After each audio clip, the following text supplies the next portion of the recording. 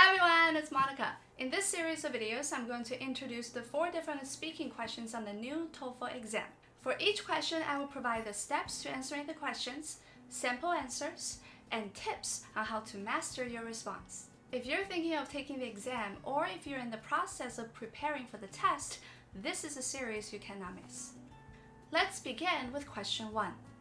Question 1 is an open-ended question that asks for your preference, and it can be phrased in either of the following ways. Some people prefer A, others prefer B. Which do you prefer and why? Do you agree or disagree with the following statement? For example, a question asking for your eating preferences can be phrased in either of these 2 ways. Type 1. Some people prefer to eat in, while others prefer to eat out. Which do you prefer and why? Use specific details and examples to explain your opinion. Type 2. Do you agree or disagree with the following statement? Young people prefer to eat out. Use details and examples to explain your answer. After the question appears on the screen, you'll be given 15 seconds to prepare and 45 seconds to respond. The steps to answering question 1 are as follows. 1. Choose a side to answer the question. Do you prefer A or do you prefer B? Do you agree or do you disagree? 2. Come up with 1 or 2 reasons to support your answer. 3. Support each reason with details and or examples. If you can only think of 1 reason on the spot, then elaborate that reason with detailed explanation or explain your reason with 1 or 2 examples. If you can come up with 2 reasons, then you simply need to follow each reason with further explanation and or an example. Here is an example answer for question 1, type 1 question that we saw earlier. For this question, I will use 1 reason, followed by further explanation and ending with an example to demonstrate. Here is an example. I would much prefer to eat at home than to eat out. If you ask me, when it comes to eating, sanitation should be the #1 concern.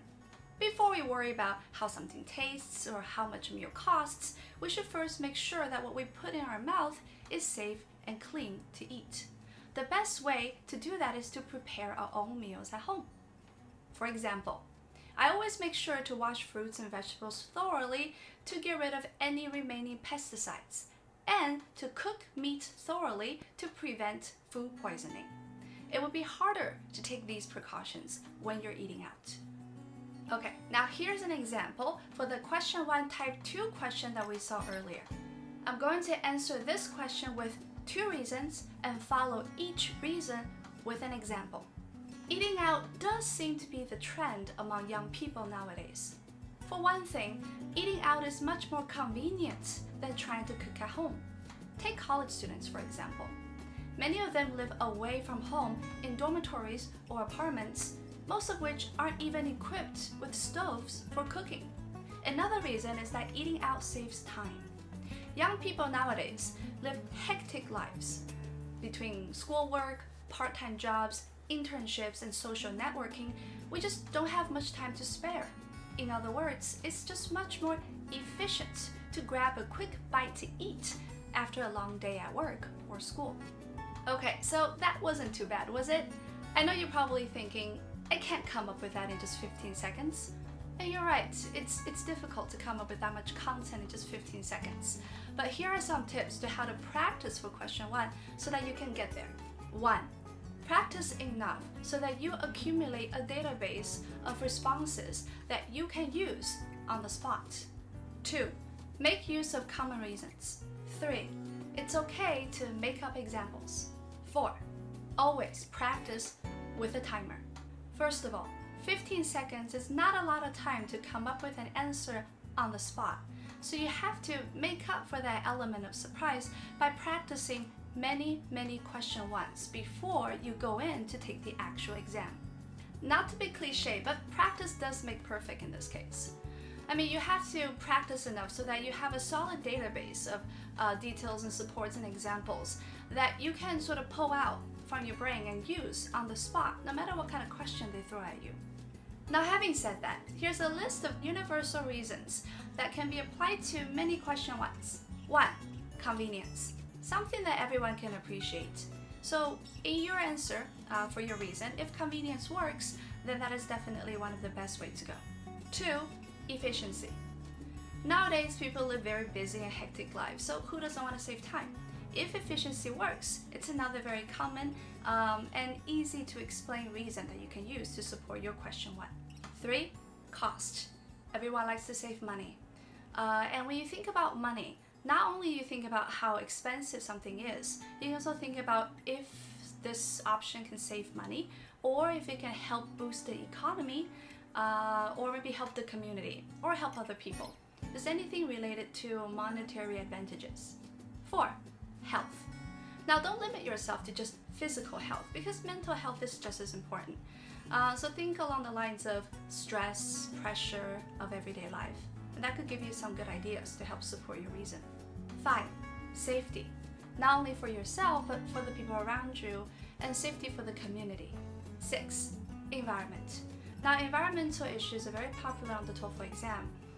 So for whatever option you choose, think about the repercussions that it might have on our environment.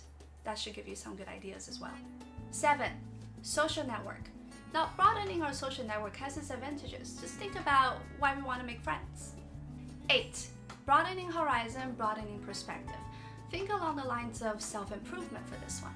Now, this is definitely not a comprehensive list of all the reasons. So as you work through more question 1s, you can add to this list of reasons that you can use for future questions. Never forget an answer that you have already prepared for, because you might be able to use it on a future exam. Also, I hope you can see from the sample answers above that the key to success on question 1 for the speaking section of the test is in the details and examples of your response. So don't shy away from sharing your own personal experience or talking about the examples from your friends or those around you. Or even make up examples as long as they can demonstrate your point. Remember, the more specific your examples, the higher your score. Finally, be sure to practice with the timer many times before you go take the exam. That way, you'll know what 45 seconds feels like, and you'll be able to better control your timing. Okay, if you're looking for a good place to start practicing your speaking question 1s, I have a whole playlist of question 1 sample questions and answers. You can start there. And if you would like to see the transcripts of the answers, they are posted on my Facebook fan page. Alright, that's it for question 1 on TOEFL Speaking. Remember to come back next week for question 2.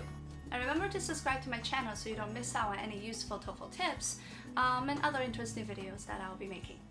Also, feel free to comment below and let me know what kind of videos you'd like to see more of.